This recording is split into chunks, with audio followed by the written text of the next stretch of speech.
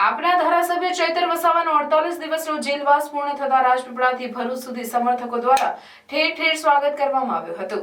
તેઓ ભાજપ સામે બમણા જુસ્સાથી ભરૂચ બેઠક પર લડવાની જાહેરાત કરવા સાથે સાંસદ મનસુખભાઈ વસાવાથી શેકેલો પાપડ પણ ભાંગતો નથી અને તેમને તેઓની પાર્ટીમાં કોઈ ગણકારતું ન હોવાનું નિવેદન પણ આપ્યું હતું।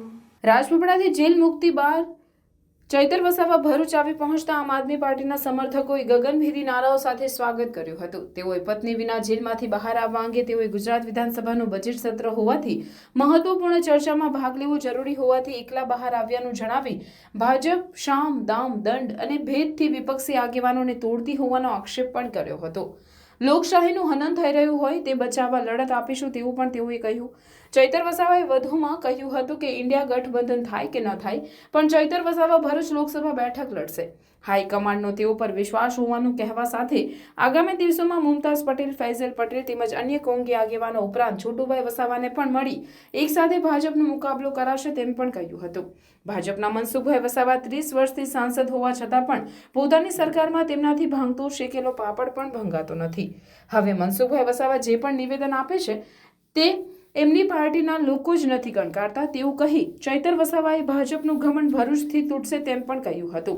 આપના ધારાસભ્ય ચૈતર વસાવાનો જેલવાસ પૂર્ણ થતા લોકસભા ચૂંટણીનો ગરમાવો પુનઃ વર્તાવા લાગ્યો છે ત્યારે આગામી દિવસોમાં કેવા રાજકીય સમીકરણો રચાય છે તે જોવું રહ્યું। એમને સામ દામ દંડ ભેદ નીતિ અપનાવીને જે રીતના તોડી રહેલી છે એવી રીતના ગુજરાતમાં પણ અમને ધારાસભ્યને અનેકવાર એમણે પ્રલોભન આપીને અને પ્રલોભનથી નહીં માને એટલે ડરાવી ધમકાવીને આજે ભાજપમાં લઈ જઈ રહેલી છે। અમારી સાથે પણ અનેક ઘટનાઓ આવી ઘટી છે છતાંય અમે એમના વશ નથી થયા। ત્યારે આ સરકારે ખોટી રીતે ષડયંત્ર રાજકીય કિન્નાખોરી રાખીને ખોટા કેસો ઊભા કરીને અમારી સાથે આવો અન્યાય કર્યો છે। આજે મારો અને મારી પરિવાર છેલ્લા 90 દિવસથી જેલમાં છે ત્યારે આજે જ્યારે અમને જામીન મળે છે તેમાં પણ શરતો મૂકવામાં આવે છે કે નર્મદા જિલ્લામાં પ્રવેશ નહીં કરવાનો અને ભરૂચમાં તમે રહી નહીં શકો।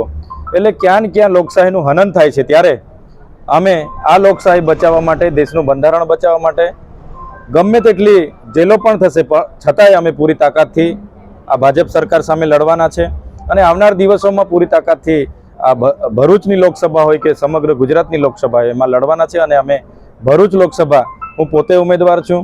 મારી ટીમ પર ભરૂચ, નર્મદા અને વડોદરાના લોકો પર મને પૂરો ભરોસો છે કે આવનાર દિવસોમાં આ લોકસભા અમે જીતીશું।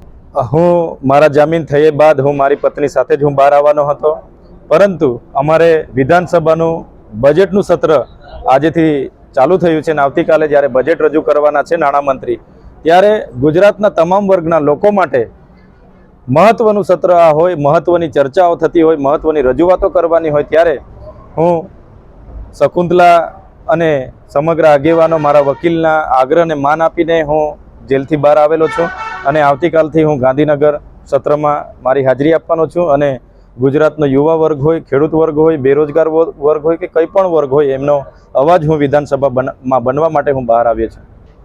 ભાજપ જ્યારથી ધારાસભ્ય તરીકે ચૂંટાયા છે અનેક પ્રયત્નો એમણે કર્યા છે અને જે લોકો વશ નથી થતા એમને આવી રીતના રાજકીય કિન્નાખોરીનો ભોગ બનવું પડે છે। પણ અમે આદિવાસી સમાજના દીકરા છે। અમારા સમાજે ભૂતકાળમાં અંગ્રેજો સામે પણ લડ્યા હતા અને શહીદી વોરીથી અમે ક્યારે જેલથી ડરવાના નથી અને આવનાર દિવસોમાં પણ વધુ તાકાતથી અમે ભાજપ સામે લડીશું। અમે ક્યારેય ભાજપમાં જવાના નથી।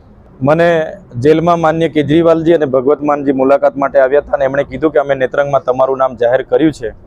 જ્યારે રાષ્ટ્રીય પાર્ટીના રાષ્ટ્રીય અધ્યક્ષ નામ ડિક્લેર કરતા હોય ત્યારે પાર્ટીએ મારા પર જે ભરોસો મૂક્યો છે એ ભરોસો કેટલો હશે તમે જાણી શકો છો। એટલે ભરોસો કાયમ રહે એ માટે અને એમને મારા પર પૂરો વિશ્વાસ છે। એટલે આવનાર દિવસોમાં ઇન્ડિયા એલાયન્સનું ગઠબંધન થાય, સીટ શેરિંગ થાય ત્યારે પણ ભરૂચ લોકસભા લડવી પડશે અને ગઠબંધન નહીં પણ થશે ત્યારે પણ અમે ગુજરાતની 26 બેઠકો પર લોકસભા ચૂંટણી લડીશું। ભૂતકાળમાં સ્વર્ગીય અહેમદભાઈ પટેલ અહીંથી પીઢ નેતા હતા, એમના સમયમાં પણ ભાજપ સામે પરાજય થયો હોય કોંગ્રેસનો ત્યારે અમે મુમતાજબેનને પણ મળવાના છે, ફેજલભાઈને પણ મળવાના છે। સાથે સાથે કોંગ્રેસના તમામ આગેવાનોને સાથે રાખીને છોટુભાઈ વસાવાને પણ મળીશું। અમે એમના માર્ગદર્શન હેઠળ બધી એક ટીમ બનીને અમે ભાજપ સામે ઉતરીશું અને ચોક્કસ અમે બધા મને તમામ લોકો સાથે વિશ્વાસ છે કે બધા લોકો અમે સાથે રહીને લોકસભા લડીશું અને લોકસભા જીતીશું. અમારી પૂરી તૈયારી છે. અગર પાર્ટી આદેશ કરશે કે ગઠબંધન નથી, તમારે લડવાનું છે, તો પણ અમે લડીશું. અને ચોક્કસ મને ભરૂચ, નર્મદા અને કરજણની જનતા પર વિશ્વાસ છે કે ચોક્કસ આ લોકસભા આ વખતે આપણે ભાજપ વિરોધમાં આપણે જીતીશું અને જંગી બહુમતીથી જીતીશું.